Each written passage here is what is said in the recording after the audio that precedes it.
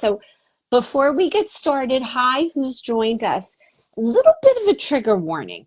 So we're going to talk today about healing from physical, sexual, and emotional abuse. So we're going to focus more on the healing. And just to let you guys know that as a sex therapist, we know that if you've had bumpy experiences, you don't have to go through all the details of what happened to you. You don't have to bring it up. You don't have to talk about it. But what we do know is that people who've had abuse, they tend to not feel safe. So learning how to feel safe in your body. Let me try again to invite folks. We're having some, obviously this is what goes on here, little technical issues. Let's try again for Susan. Okay, here we go. We're going to invite her. And hopefully this time she'll be able to join us. So I started a little bit early so that we can get people on and we can kind of get our acts together, because there's no way to invite people to join until it opens up. So Dr. Leemore is in the house. We're waiting for her to show up in the video. So we have some people on with us. So again, this topic is so inspirational. It is so wonderful that people have been able to navigate this and to find healing pathways through pleasure. So if you've had bumpy rides, whether it's with sexual abuse or physical abuse or emotional abuse, there's lots of things that we can learn so that it's never too late to have a happy childhood, which is going to be my next book, when I talk about healing from childhood trauma. For some reason, Susan still isn't able to join us. We don't know what's going on there. Sometimes the third time is a charm. So let's see, invite. Let's try see if she comes in. This is one of the little bit of, actually, Leemore. Oh, Susan! Hi, baby. Good morning. I'm so happy to see you. You are one of my favorite people on this planet, and I'll tell you clearly.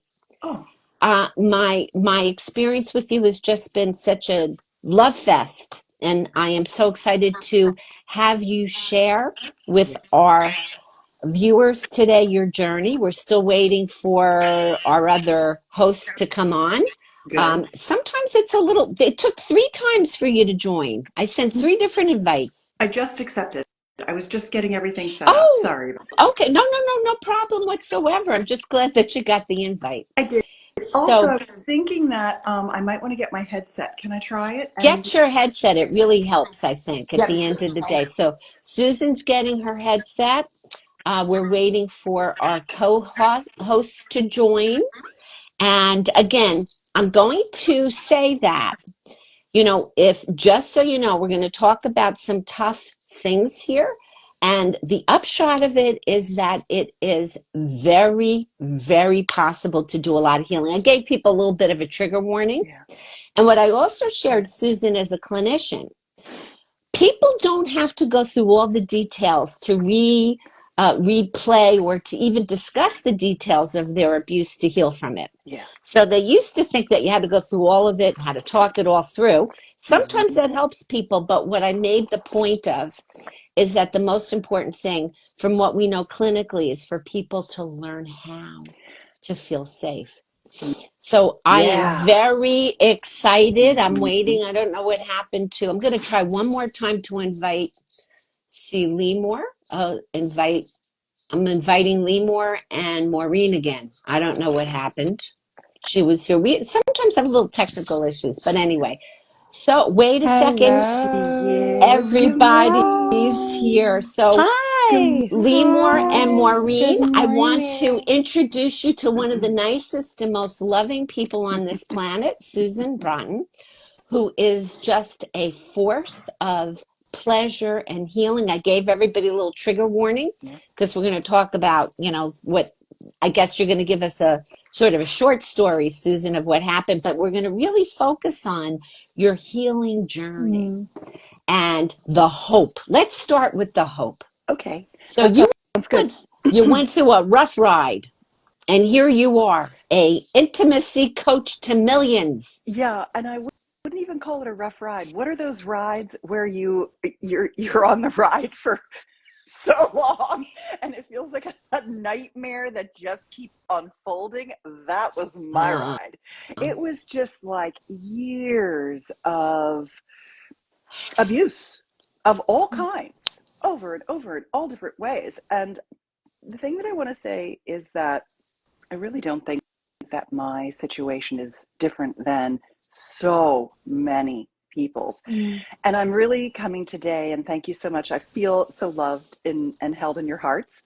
Um, I don't talk about it a lot, but I don't not talk about my abuse. I don't want it to run me or own me, and I have fought against that my whole life. Really trying to look at it objectively and with a perspective. And there, there's a thing that really helped me move through it. There's a couple of things. One is that even though my mother didn't defend me, and she's 87 years old, she's fading quickly right now. And she recently was in the hospital, and I spent the whole time with her, and we were talking, and she said, "Susan, I'm going to die with one regret." And I said, "What deep is it? breath. What is Deep it, breath, honey?" everybody. Yep. And she said that I didn't believe you when you told me you were being abused. And I said, "Mom, forgive yourself. I hold no resentment at all. I can look at the position you were in and understand why that was something you couldn't even take in. If you had had to take that in, it would have killed you. And you had to hold on for both of us. And I don't resent you at all. And I understand.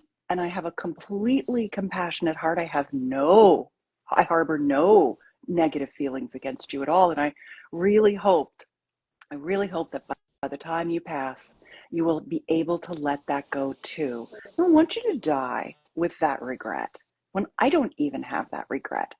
And I think that the reason that it was so easy for me was twofold. Number one of the healing modalities that I went through was to find my compassionate heart for my transgressors.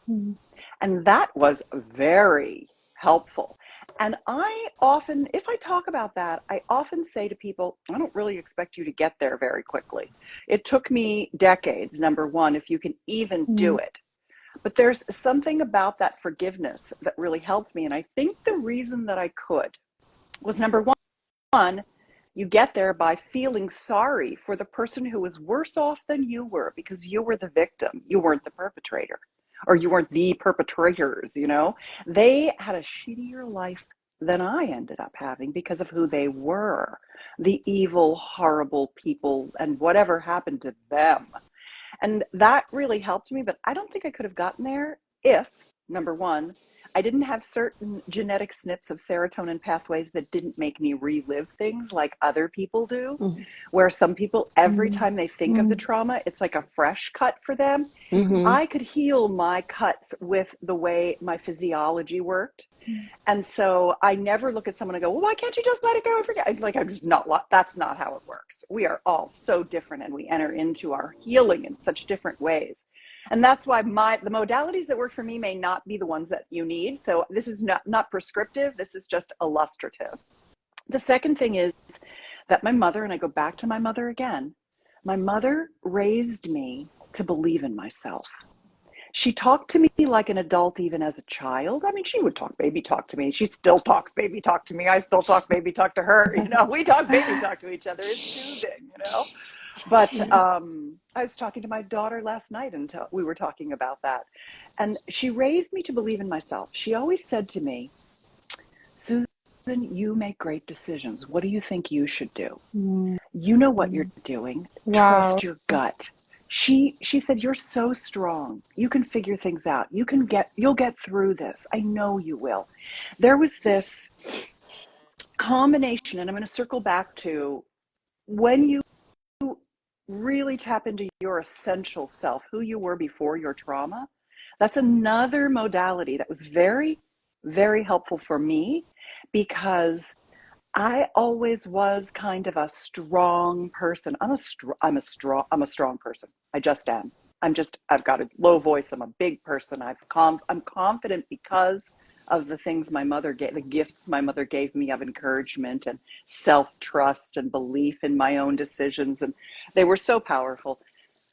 But it really helped me also to remember who I was before the traumas began and to get back to that. And that was a big part of it too. So I was lucky, even though my mother may go to her grave feeling like the worst thing that ever happened in her life was that she couldn't protect me in my times of need. I also know that the best gift she gave me was a deep belief in my sovereign, essential, core, capable self.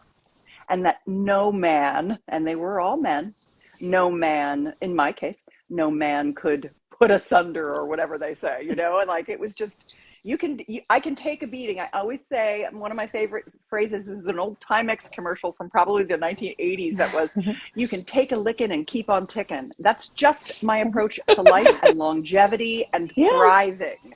So, stuff happens yeah. and these things happen. And in ways that you can look at it and go, hey, those are just things that happened.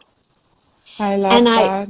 I also think you're brilliant by making the point that your physiology, your genetic Mm, physiology makes a big Yeah. difference. So when we have trauma, Yeah. it's environmental, but we also have predispositions to certain copies of genes that may make it harder for us to self-regulate. Yeah.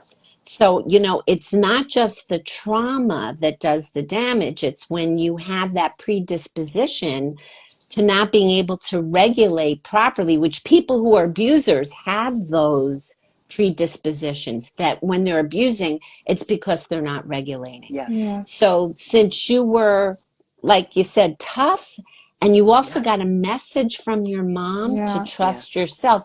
Because one of the side effects of, for example, childhood trauma Mm-hmm. is when parents are themselves abusive or they're Mm, unable to really provide a kind of a good attunement environment for their children, kids come away where they can't trust themselves. They have yes. Mm-hmm. self-doubt.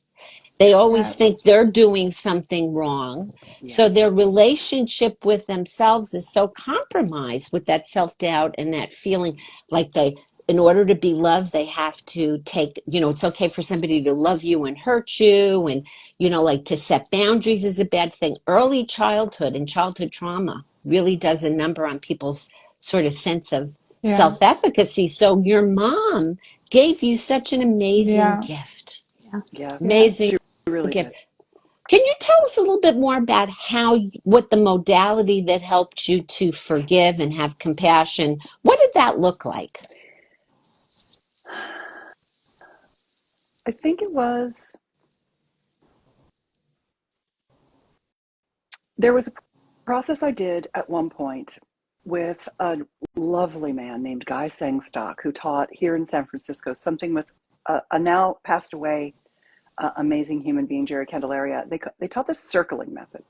And the circling method is a witnessing where you're in a group and you you stand in front of the group and people tell you what it is that they feel uneasy about you, what you're reflecting to them, what they see when they look at Mm, you. mm, And I have always gotten, um, she's fake, always, she's Mm, fake. And I think that comes from being a people pleaser to evade pain mm, and a lot of being a good little girl and wanting to be wanted, wanting to be accepted, those kinds of things. And I really hate that when people say, because I also practice just being so myself mm. that I'm almost unfiltered. And I really don't like to hang out with yay. anyone that I feel like I might trigger because I don't want to deal with their stuff Mm, around me, triggering them. That's going to whiplash me back into behaving myself to make you feel better. mm. So all my friends love me for exactly who I am. And that has really encouraged me to also be exactly who I am everywhere I go. And for some reason, that is still hard for people to take. And it comes off in some cases as fake instead of who I'm living in my own way, full out as exactly who I am. Weird, I know. I can't unwind everything. All I can tell you are the constraints around my behaviors and reactions. And I the think, Yeah. circling method. I I'm was going sorry, to go ahead. say, I think strong women have that problem in general. Of I think course. part of Yeah. that is you know who you are now, and you're confident in who you are. And people have a hard time with that, I think. Yeah. It's also that I think a lot of people like to be stuck in that victim mentality. And Yeah. you're such an advocate about choosing the other path, Yeah. which is what I love about your work, right? Because even though you're saying you're genetically predisposed, but it's still a choice at the end of the day. And you don't want that trauma to define you because that's giving power to Exactly. the abuser. Mm-hmm. And you, in fact, are someone who took control over the Yeah. situation. You're in charge. And I think this is such a nice connection, right? Taking charge of your body, of your sexuality. I can see that strong link, how you can apply that then to your life and your mindset. So Can I you I tell us took about that can I pleasure yeah, pathway? I'm sorry, or I want whatever to you want to talk finish about. what I was going to say Yes. because I didn't really Yeah. get to it, and I do think it's an interesting aspect of my healing. Mm-hmm. And then I'll answer any other questions you have. But Okay, it's a good sure. one. It's an important one, I think, that you'll like, and that is that, and that people will be like, "Oh, wow, that was interesting." So when we did the circling method, a part of what we were supposed to do was beat up a pillow, scream, Oh, get out our rage. I did not like doing that. I didn't even want to do it. It didn't feel right to me. I was like, I'm not interested in raging. I don't actually have rage in me. I have deep sadness. I have disgust. I have all of these other emotions, but I don't have rage. And I don't want to beat a pillow because I feel like it's going to exacerbate the negativity in my nervous system instead of heal me. And he said, I understand. I'd like you to come to my office in the next week or so, and I'd like you to come back with a list of every single transgression you feel has wounded you since the day you were born. And I wow. said, I ain't Wow. sure Wow. want to write all that down. No. How big a notebook do you have? And he said, and I said, I'm really worried that I'm going to have a herpes outbreak from the stress of doing that. At that time in my life, I was in my, I would say, early 40s, and I'd had a boyfriend who cheated on me and given me herpes, and I struggled with it for a couple of decades. I've since reasonably gotten it under control, although when I'm stressed, it still comes Hmm. out. And so it's a Yes, it good, like, does. early warning system of my upset, which is Hmm. in some ways helpful, although I would give it away in a moment if I could. And he said, he said something where he assured me that I would be able to get through this without it taking me down. And I wish I could remember what he told me. It was very clever and elegant and kind hearted. And so I plowed through and I did it and came back and I just read him. It was like, you know, Santa's scroll, how he has it. And he goes, and it rolls out on the floor and it runs down into the universe, and it's just the longest scroll in the world. That was my Yeah. list. And that guy just sat there and listened to me and listened to me. And I had never done an exercise like that. I had always tried to put it behind me. That's what I had done. Mm, I'd stuffed it. That he knew. mm. That's what I was doing. As I was like, I don't need to do this. I'm fine. Yeah, sure. But this is amazing. This is exactly it. I think it takes hard work to choose the other path. And you did that, and it's And amazing. to put So this man yourself through made, it again and remember it well, all. but everybody needs to figure out what's going to work for them. And you Yeah, had somebody who you trusted, yeah, who made a safe container. He listened to you about what was going to Mm, not work for you. And then he was able to hold a space to bear yeah, witness with you in a yeah, way where I think that for you, that was a very healing modality Gosh, to I be, needed born that. witness to. Yeah. Yes. Witnessing was so valuable to me. And that list, the laundry list of the injustices, Mm. just to be able to comprehensively review the injustices was, it was mind-boggling what was done to me for decades. And it was done to me by my stepfather, and my mother didn't protect me. It was done by my stepmother, and my father didn't protect me. It was done by boyfriends, by dates. A lot of it was sexual trauma. It was work related trauma. My stupid bosses would try to have sex with me. Like, it was just, and I would say it was like an 80-20. 80% of it was sexual predation, Mm-hmm. abuse, rape, and 20% of it was, I don't know how you can take there. All of that had emotional abuse in it, but 20% of it was emotional brutality without the physical, sexual component too. Mm-hmm. That was my stepmother's expertise, was emotional brutality. Mm. Just she was more evil than my rapist stepfather, more Oh evil boy. than he. Like, she had some mad skills.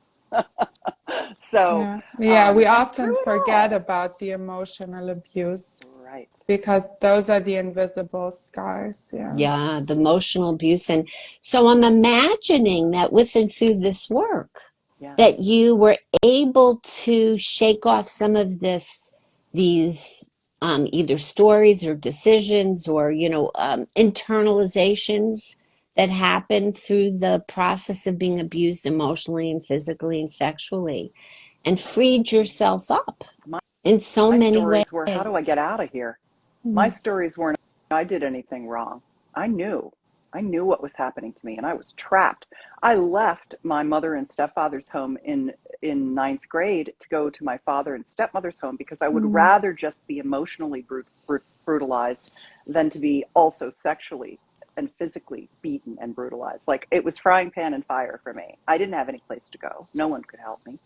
So I took the lesser of the two egregious paths and suffered through that for 4 more years before I was out of there. My life Mm-hmm. didn't start until my 20s.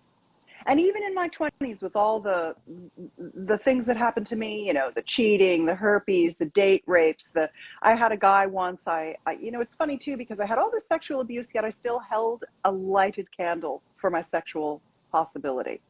I still wanted good sex, and I could really see that it was. I believed it was possible. I couldn't actually see it. I believed it was Mm-hmm. possible to have pleasurable, heart-connected, passionate lovemaking, which is the business that I'm in now, is teaching how to do that, because there Yay. aren't any models for it.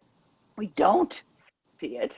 And so I'm really trying to change that through the work that I do, the videos that I film, the processes that I write, the books, the techniques, all of the recommendations, my little recipes for great sex, and it's kind of like I write cookbooks for great sex, here's the steps. You can have this too. We all have the same operating system. You can have this. You just never see it out there anywhere. You never see it in movies. You never see it in television. You just don't see female led pleasure. It's all through the male gaze, everything. And we women all run around thinking there's something wrong with us or we're broken. Mm-hmm. I can remember Yep. times in high school and in my 20s when my friends were talking about sex and I thought to myself, maybe they're lying.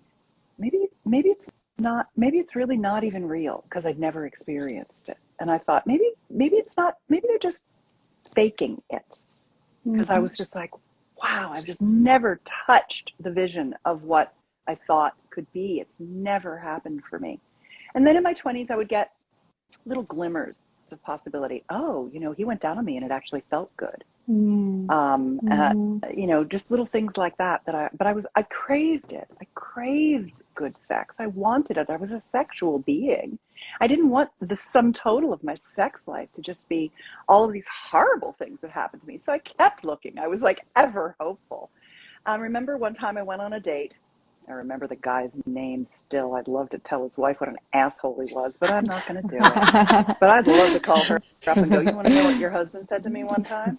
I remember I had sex with him And I got up to go to the bathroom, I think it was, and he goes, "Get your clothes and go home." And I said, "What? Why?" And he goes, "You are terrible in bed, and I'm never going to see you again." And I thought, you creep. It takes two to tango.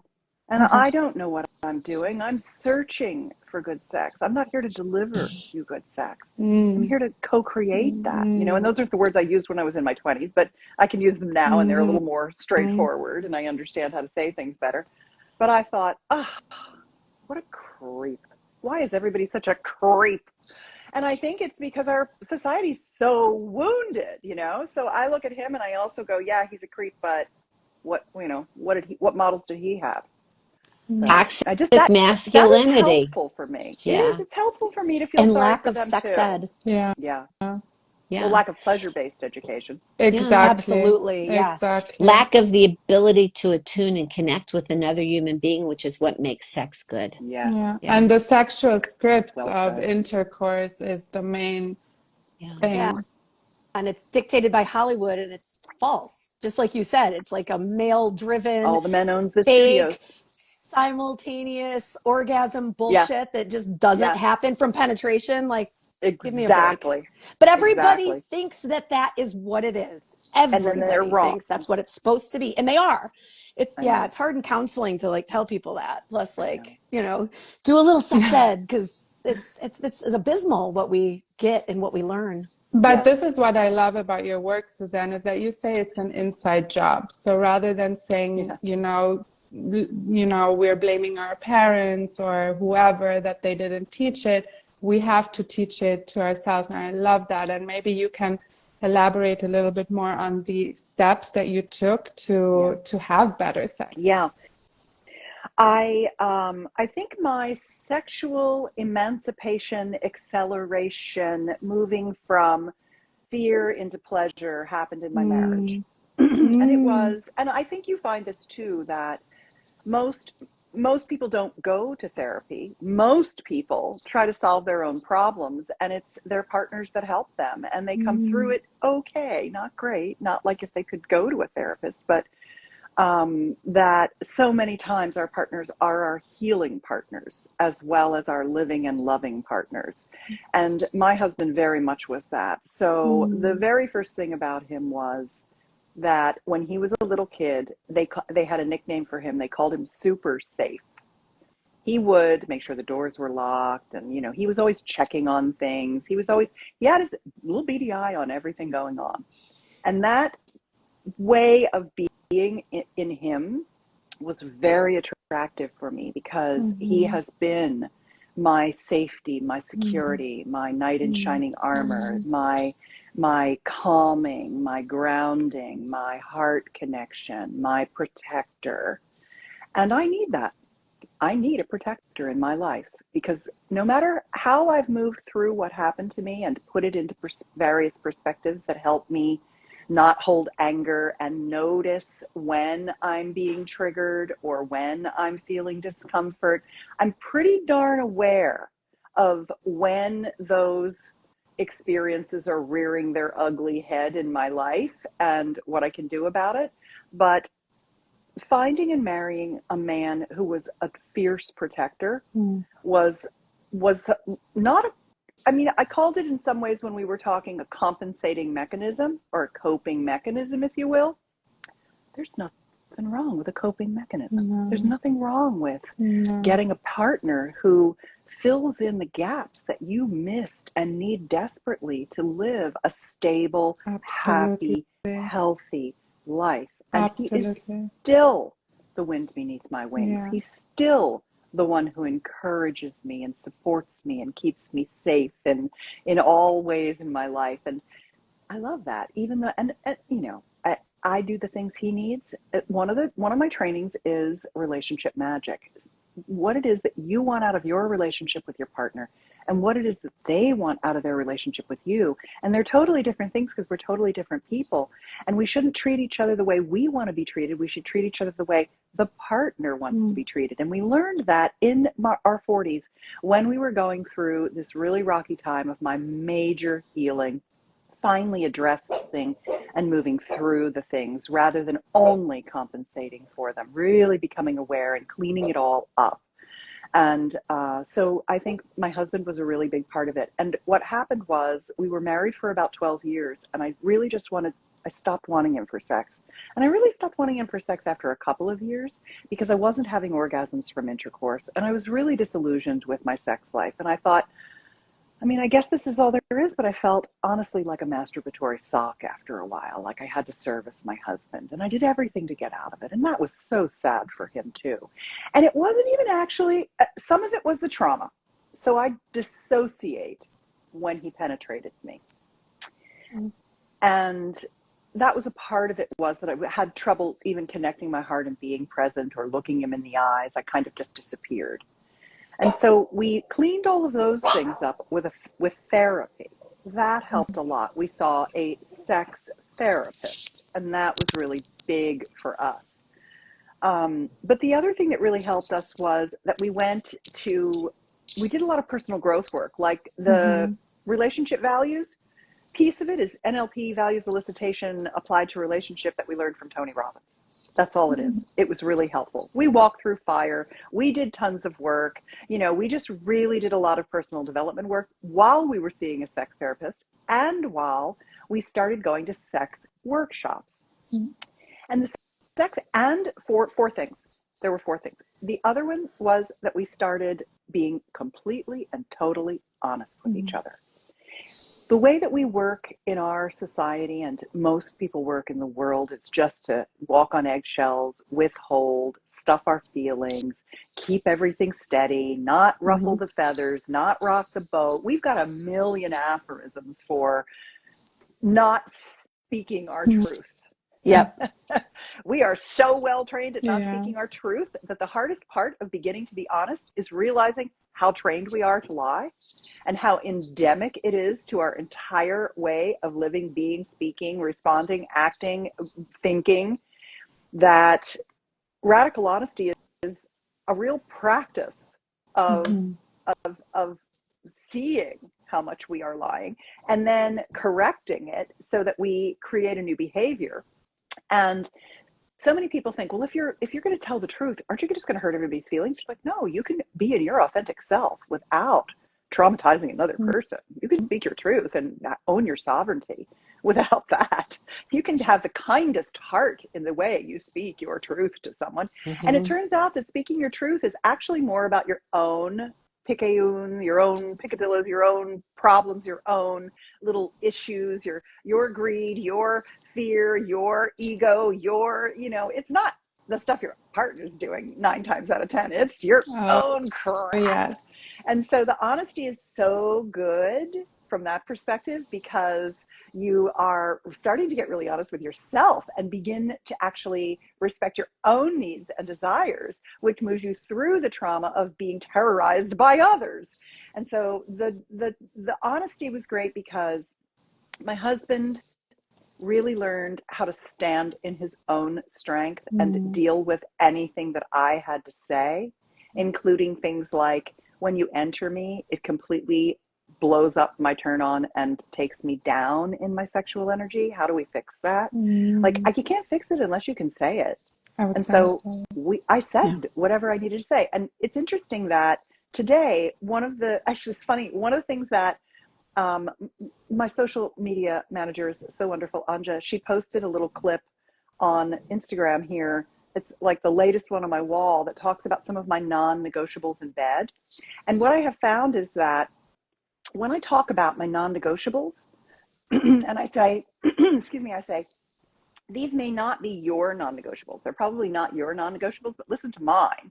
What are yours? What are you doing that you really wish you weren't doing, that you could say, I don't want to do that anymore? And one of them is that, and I was 61, this was only a couple of years ago, when I realized that particular action of being penetrated by the safest man in the world that I have been with longer than I've been without him, that I love with the deepest, most, like my heart just aches in love for my husband. And still to this day, if he penetrates me, it's a trigger for me. And So what I started doing at 61, 2 years ago, was I control the first penetration. I Ah. have learned how to ride cowgirl. I like that a Yay! lot.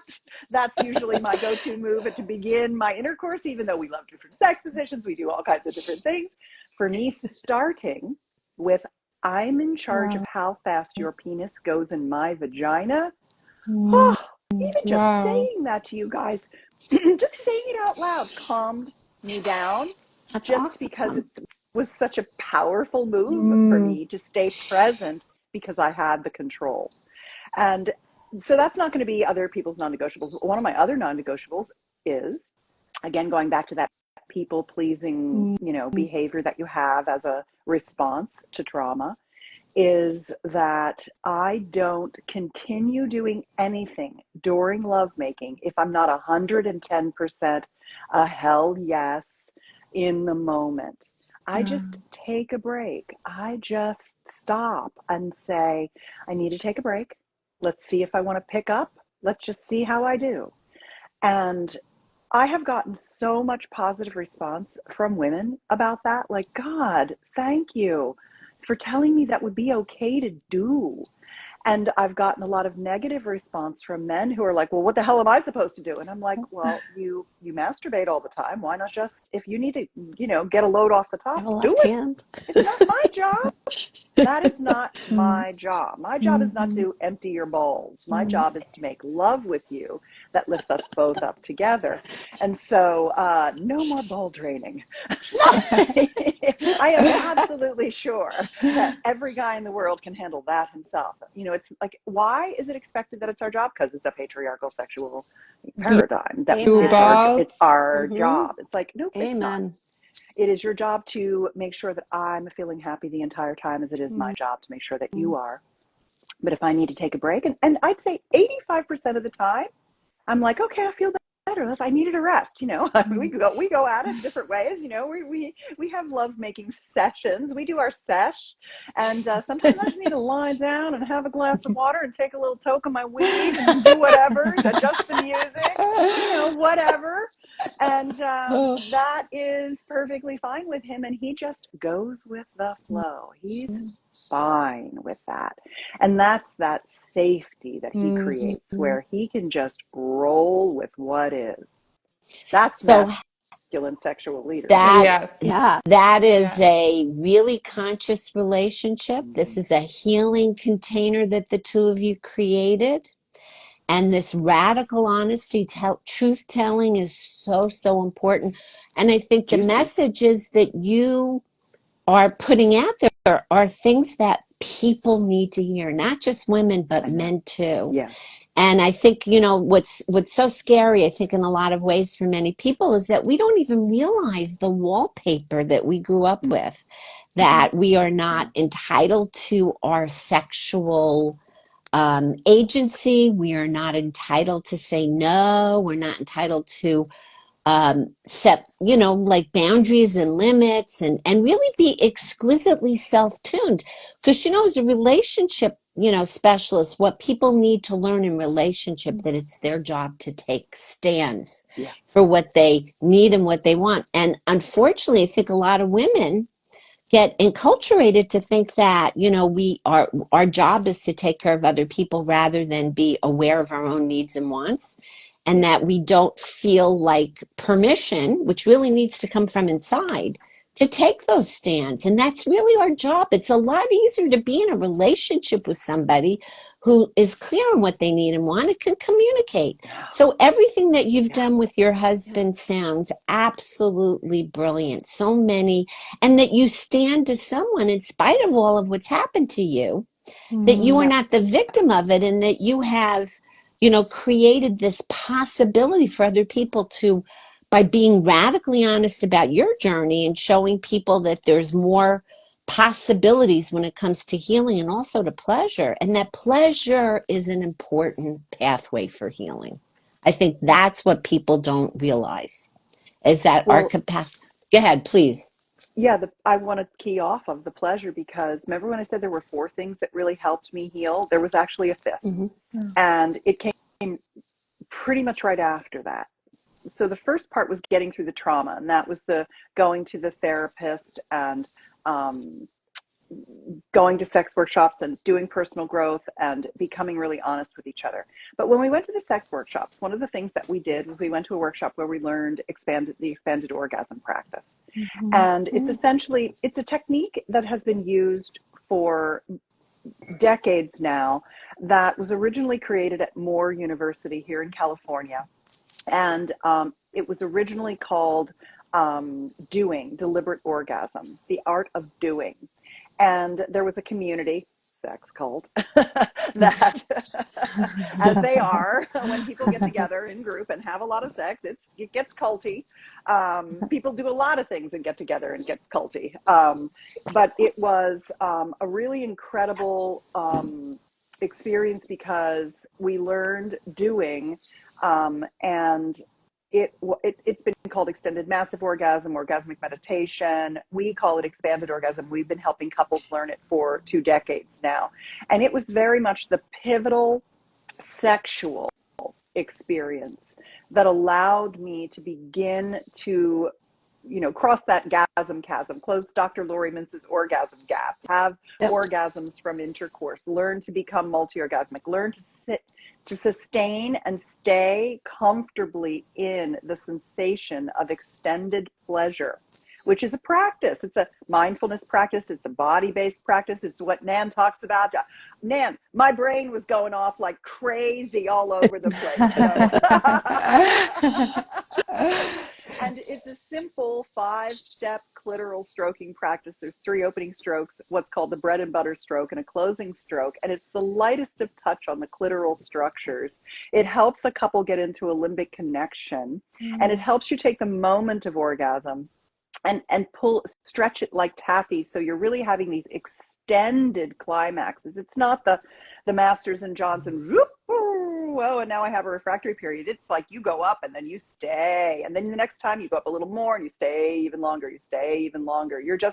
we would, at the time that we were learning this practice, I would come for an hour until I was just tired, thirsty, right? Be exhausted. I was actually expanding my orgasmic capacity through this clitoral stroking. And what's nice about the stroke is that it's so light and delicate that you realize that your body needs hardly any input for all of the orgasms to well out of you like a wellspring, like water coming out of the side of a mountain.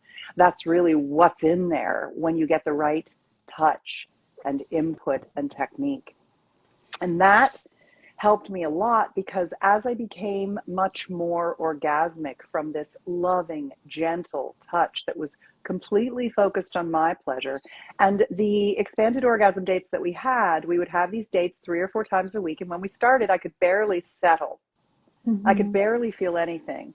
And then I quickly got to these hour-long orgasmic ecstasy moments. And pretty soon we were traveling out into, realms of ecstasy that were connecting us to source, to Gaia, to God, whatever words you want to use for it. It's, orgasm is a pathway to that.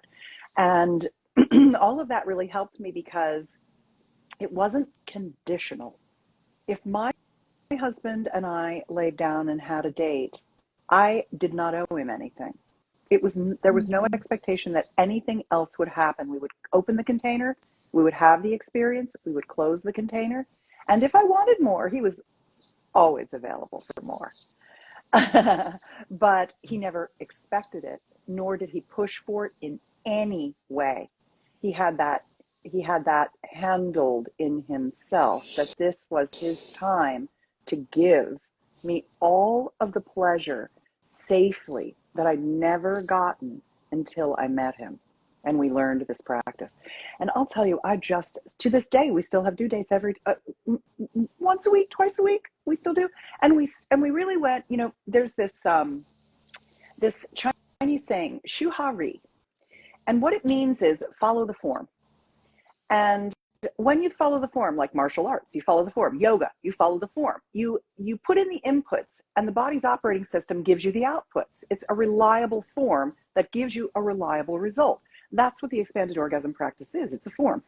And we don't do shu ha ri anymore. Now we just do whatever we want, which is yoni massage of all different kinds. Mhm. We learned the next step we had taken after that was to activate my G spot, to awaken my G spot, to de-armor me. And I can remember going through that with him. And, it was like we started on the outside and then we worked our way in, right? And I can remember when he was opening my G spot and really getting into that tissue delicately, lightly, patiently, kindly, easily. And I would scream like a witch. It would be blood curdling, witchy sounds. Sometimes what would come out of me sounded like a freight train was going through the room. Other times I would sob. And I thought, oh Mm. God, how long is Mm. this going to take? This is Mm. like really, really hard work. And I moved quickly through it. And then it just became massively pleasurable. I was able to release my feminine waters. I was able to take up space and make a mess. And all of that really Mhm. helped me get into my sexuality as well, and to awaken and activate all that tissue.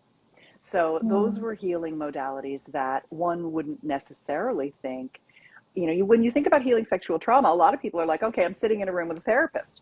Well, actually, my husband's got his, two fingers buried deep up inside my urethral sponge, releasing my enteric nervous system and allowing me to let all that stuff go.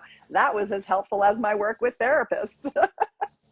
Yeah, and you went on this journey together, which is Yeah, beautiful. yeah, So you created a safe container. I'm thinking about the core emotion. Safe container in the yeah. context of a caring, loving relationship where you could Mm-hmm. use your seeking system powered by dopamine to explore your lust circuitry, release a lot of, I imagine, held on trauma in your body that Yeah, could be released, and yeah, you had experiential learning that yeah, you were able to move from into really your pleasure body.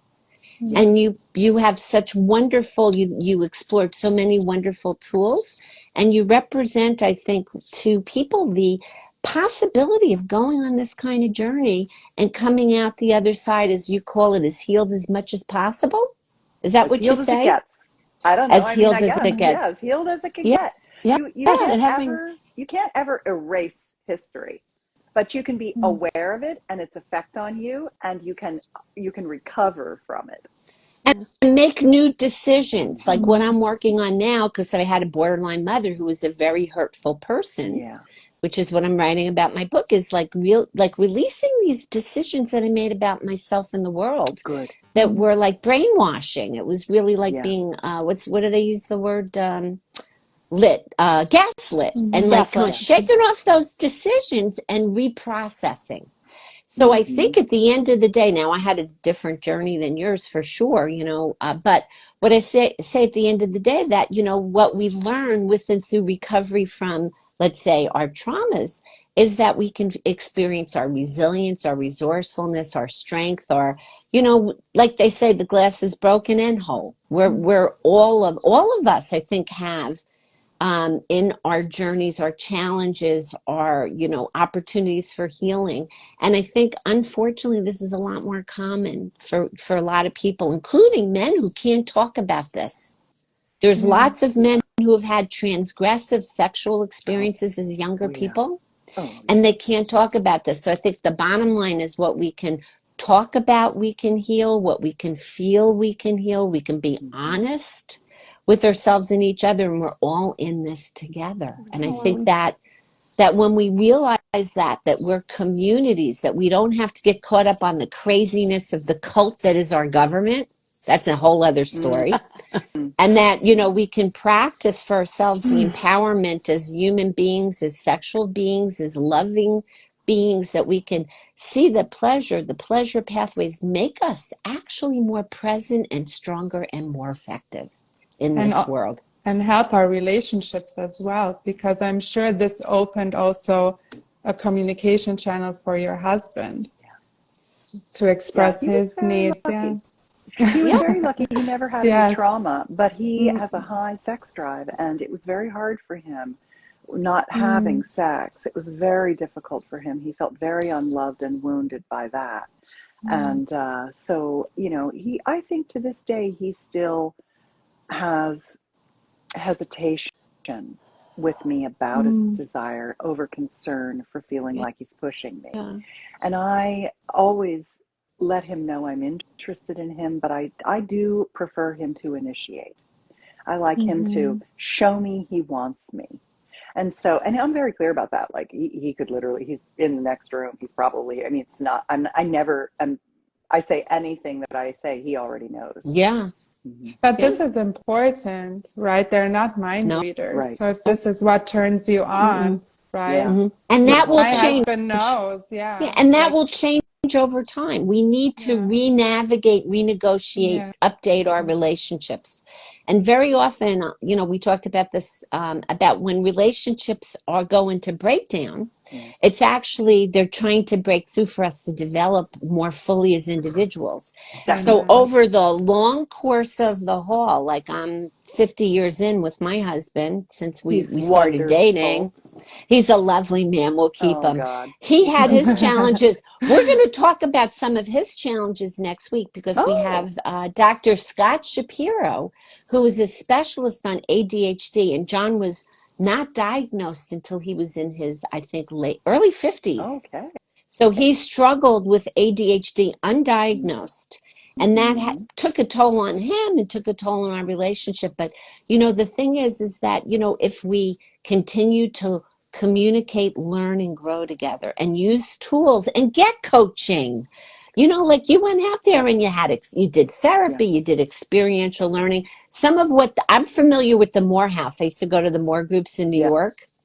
And one of the things that they're very Mark pleasure groups, they positive. called The them. Mark groups, Talk about exactly. a They were a lot of culty fun. word. You're a Yeah, mark when you go to their Mark group. groups. Yeah, you It's had to a be shame. interested, not interesting. They wanted to cultivate your ability to really pay attention. But it reminded me a lot of this stuff is also very much like Tantra, which Yeah. is a wonderful, you know, um, people can learn how to be able to be in their bodies, to connect with their energies with each other, and to, as we heard, like when you take your time with pleasure, Anna Lee talked Mm-hmm. about that with us, it really pays off. Yes. And when we use a little marijuana, if we need to, we talked about this with That's Suzanne good. Mulvihill last week. And Oh, we're I going to want to talk, see that. Oh, that's on I our didn't catch that YouTube. one. She Great. was so much Super fun. fun. And it was so funny, Susan. We had trouble with, apparently, there was some technical issues with the internet that day. So we Yes. kept trying to get on. And it was like trying to have an orgasm. We couldn't get there. And then she started telling us she had that experience for 30 years. She couldn't have an Oh, orgasm. right.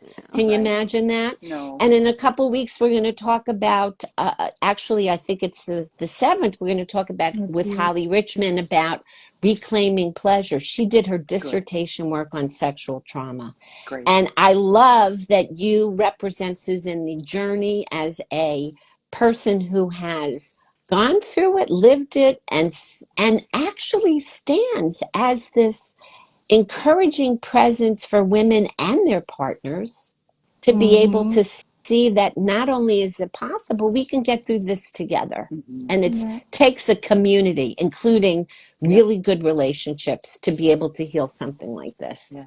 Yeah. Susan, you had something you wanted to share with a giveaway for people?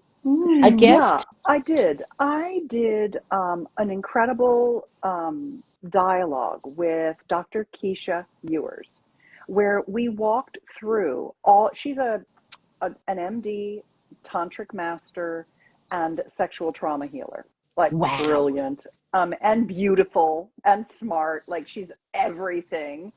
And we did a trauma healing workshop together that we filmed, Mm. and it's called Rewriting Your Libido Story, and Wow. it's different processes that you can take to get through to the other side, to to essentially reparent yourself in a way, and to come back to your sovereign self through trauma. And because we have different approaches to it and we used different modalities, it's one of those things where you get to hear a whole bunch of ideas that might be right for you. and you get to think about where you are and where you want to be. And so rewriting your libido story is at libidobook.com, and it's a video and a workbook that you can download, and it's just a gift that I provide because, of course, in my business of teaching pleasure, I first have to help people heal. And I felt like Keisha was just an incredible healer in that way. And I wanted to say there was one more thing. So that's at libidobook.com. I also used a lot of somatic therapy work later Oh, over yes. time. And I just want to throw that in because that we talk a lot about somatic therapies in that workshop too, because they were very helpful. I remember one time, one of my friends, Ariel Giaretto, she'd be great if she has the time. She's so busy, but she teaches the Peter Levine formula, the Mm-hmm. somatic experience technique. And I remember one time I was working with her and she sat with me, and it was so interesting. She put her hand, she kind of cupped my kidneys and said, this is a big place for you for trauma. And she just held me, and I could literally feel like my kidneys were melting into her hand, like Mm. they turned into water, and they came out of my body and they fell into her hands. And she just went like this back on me. And it was like there was something that I was holding for decades in that tissue that was very similar to the experience that I had with my husband in awakening my G area and letting all of that trauma go. She did it in the most unbelievably embodied, graceful way. And I thought, my God, hands-on healing. Wow. If trauma victims don't need this, what do they need? I mean, somatic experiencing is really So, profound so and important. Yeah, quick. It's quick. A lot of therapies are quick, they're fast they can acting. be. Hmm. And They when you can stack be. them and you try some of these different things, it is really amazing how much progress you can make. So that's another thing I liked about this particular libido book offering, is that we go through a lot of them. We give you a lot of modalities because you're gonna go, oh, that calls to me, that one, that's what I need. I need the witnessing, I need the somatics, I need the activation, I need the forgiveness, I need the whatever. We've talked about a lot of different things here. So that might be something good. If you're still here listening to us, that might help you. I'm going to put the link into YouTube, and also we'll share it on our profiles so Thank that you. people can get that.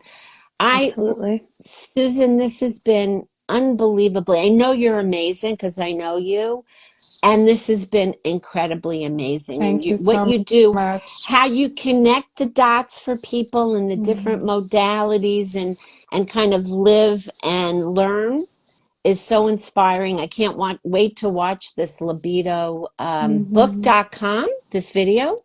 And it's never too late to learn all sorts of cool stuff. Even Never. if you Nope. don't have what you think of as trauma, we do have stored trauma in our bodies because we are, as women, because we are not, we're not full citizens in this world.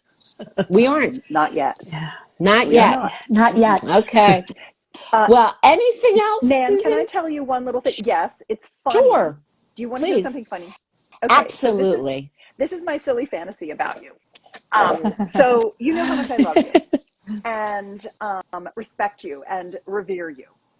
And I talk about you all the time, but you don't know that. But I do 100 podcast appearances and stage appearances a year. I'm out there, I'm busy.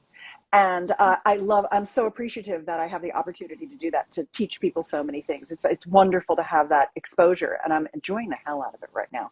And I cannot tell you how many times I speak your work and name when I'm talking about my orgasmic expansion and orgasmic cross training and the benefits of good sex and sex span and the brain and all of those things. And recently I just got back from a trade show where I was moderating a panel on sex tech, because I recommend a lot of Mhm. what I call sex tools, not sex toys. I don't think I'm playing around. I'm for real and serious about pleasure. And sex tools, they have all these different things. There's all these new, kind of remote devices and haptics and teledildonics and all this stuff. And one of the things that's so cute is this thing that's called a panty vibe. And it basically is this little cup that goes over your vulva, over your clitoris and your vulva, and it has a magnet that holds it in your panties so you could wear it. And then it has remote control. Like sometimes it's remote control, sometimes it's a Bluetooth device. There's different ones out there that, you could give your partner. Maybe you're going out to dinner or something like that. And I always like those fun little erotic play dates using tools, so your partner's involved and they're really cute, and it's just like a sassy little thing. But I was thinking, this was just like something that flashed in my mind. I was like, I wish Nan had a panty vibrator so that every single time I evoked her incredible humanity, she would get a little, oh, she's saying something about me again. I'm on for that, Susan. I could use some good vibrations. And we know that genital stimulation is very good for the brain, good for the mood. And I'm somebody who suffers a little bit from anhedonia, the inability to experience pleasure, a lot less than before. But I could use some good vibrations. Can you imagine having good vibrations on and off all through the day? And that is For as so. much as I talk about you, you'd be having a lot of orgasms. Well, I am so honored, and I'm just so grateful that we've met, and I just it's just such a joy. The minute we It's met, such a joy to we fell in love, we didn't fell we? in love, and I'm just so grateful to have this experience where we can talk about these Me too. things. And like what we're really doing is, and I'll close my spiel with this, is that, I think we got really motivated because of the election. Like, what are we going to do? What are we going to do? How are we going to handle this? We need to talk about, I think, is really the baby that we created from that distress, that we can really create all sorts of conversations and connect the dots and encourage people to really do that for themselves, to find community. We found a community on Instagram that really is just amazing. So it's a pleasure, and I look forward to a lot of good vibes with you, Susan, going forward in all sorts of ways. Thank you so much, and good vibrations to Yes. everyone who's I'm digging watching them. as well. Good vibrations, all. Go out there and have Yes. some fun, have an orgasm a day. Get the vibrator. Susan, where can Find your people find pleasure. you? Your It's my website name. is the best? SusanBratton.com. You can go to SusanBratton.com or BetterLover.com. Lover. BetterLover is where you can get my Better newsletter. lover. And then you I can love the ask me sound of that. anything. Yeah, Wonderful. BetterLover.com. Yeah, Well, it's a great brand. have a Thank you. wonderful weekend, everybody. And we come back next week with Scott Shapiro. My husband's going to join us to talk about what it's been like for him to be undiagnosed and how it's affected him. Great. And we'll talk about all sorts of good stuff. If there's anything you guys want us to talk about, let us know. Susan, I hope you come back and join us Anytime. to update us on your journey. And I just feel so privileged to have people in my life like you guys. Love you. Thank you so much. See you next week. Bye, everybody. And have a wonderful, pleasure-filled, politically powerful weekend. Pleasure, having personal power is political with our pleasure. Okay. Bye, everyone. Bye. Bye-bye. Thank you. Bye. Thanks for joining Bye. us. Thank you, Susan. Bye. Bye. Bye-bye. Okay. Bye. I'm trying to figure out where the stop button. Oh, here it is. Yes. Goodbye.